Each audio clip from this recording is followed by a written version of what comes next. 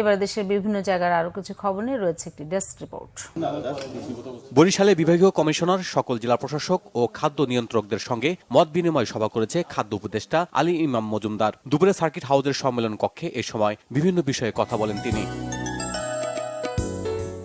দেশবিরোধী অপতৎপরতা রুখতে ও গণতন্ত্রের অভিযাত্রায় দ্রুত নির্বাচনের দাবিতে জনসমাবেশ হয়েছে নোয়াখালীর হাতিয়ায়। এতে উপস্থিত ছিলেন বিএনপির জাতীয় নির্বাহী কমিটির সাংগঠনিক সম্পাদক মাহবুবের রহমান শামীম। জুলাই বিপ্লবের ঘোষণাপত্র জারির দাবিতে গাজীপুরে লিফলেট বিতরণ ও গণসংযোগ করেছে বৈষম্য বিরোধী ছাত্র আন্দোলন ও জাতীয় নাগরিক কমিটি। সকালে টঙ্গী স্টেশন রোড থেকে বোর্ডবাজার কলেজ গেট ও জয়দেবপুর সহ বিভিন্ন এলাকায় এই কর্মসূচি পালন করেন তারা।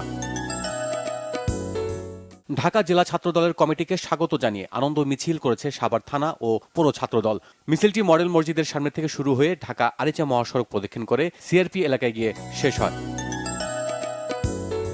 চর মন্ত্রণালয়ের দাবিতে নাগরিক সংলাপ হয়েছে কুড়িগ্রামে। দুপুরে চর উন্নয়ন কমিটির উদ্যোগে এতে বক্তব্য রাখেন সংগঠনের আহ্বায়ক, শিক্ষাবিদ ও সাংবাদিক শফিকুল ইসলাম বেবু, অধ্যক্ষ শরীফুদ্দিন রিন্টু, অধ্যাপক মোখলেসুর রহমান, সংগঠনের সদস্য সচিব আশরাফুল হক রুবেল সহ অন্যরা। মুজিব বর্ষের লোগো ব্যবহার করায় নর্দার্ন ইলেকট্রিসিটি সাপ্লাই কোম্পানি নেসকোর প্রিপেড মিটার স্থাপন বিষয়ক সভা পণ্ড হয়েছে রংপুরে। জেলা প্রশাসক সম্মেলন কক্ষে এতে উপস্থিত ছিলেন প্রশাসনের ঊর্ধ্বতন কর্মকর্তা, বৈষম্য বিরোধী ছাত্র আন্দোলনের সমন্বয়ক, নাগরিক সমাজের প্রতিনিধি, সুশীল সমাজের নেতা, সাংবাদিক সহ বিভিন্ন শ্রেণী পেশার মানুষ।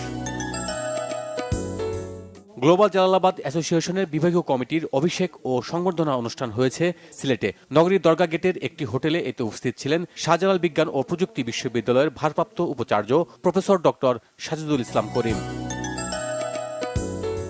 নবায়নযোগ্য জ্বালানির স্বপ্নে ক্যাম্পেইন হয়েছে ময়মনসিংহে। সকালে নগরীর উমেদ আলী মাঠে এতে উপস্থিত ছিলেন পরিবেশবাদী সংগঠন সহ বিভিন্ন ফাউন্ডেশনের পরিচালকরা।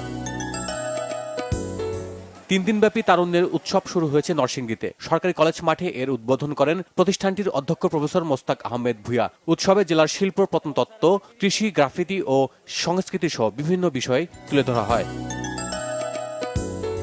বার্ষিক ক্রীড়া প্রতিযোগিতা ও পুরস্কার বিতরণ হয়েছে সাতক্ষীরায়। সরকারি উচ্চ বিদ্যালয় মাঠে প্রতিযোগিতার উদ্বোধন করেন জেলা প্রশাসক মোস্তাক আহমেদ। প্রাথমিক বিদ্যালয় গোল্ড কাপ ফুটবল টুর্নামেন্টের উদ্বোধন হয়েছে সিরাজগঞ্জে। শহীদ এ.কে. শামসুদ্দিন স্টেডিয়ামে টুর্নামেন্টের উদ্বোধন করেন জেলা প্রশাসক Mohammad Nazrul Islam. Bangla Vision news desk.